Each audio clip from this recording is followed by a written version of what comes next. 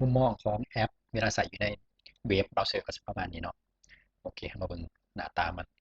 นี่เวลาเรากดเบิ่งข้อมูลมันก็จะออกมามุมมองแบบนี้เนาะอันนี้เราจะแก้ไข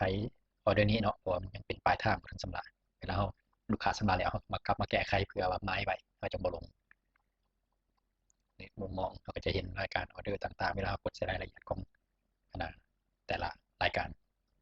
มุมมองของมันก็จะแตกต่างกันจากในโทรศัพท์เล็กน้อยใส่เรื่อยๆก็จะเข้าใจง่าย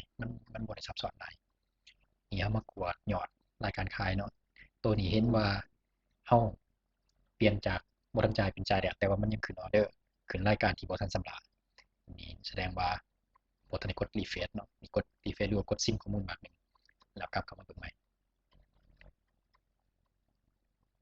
หลังจากซิงค์เรียบร้อยกลับเข้ามากดเบิ่ง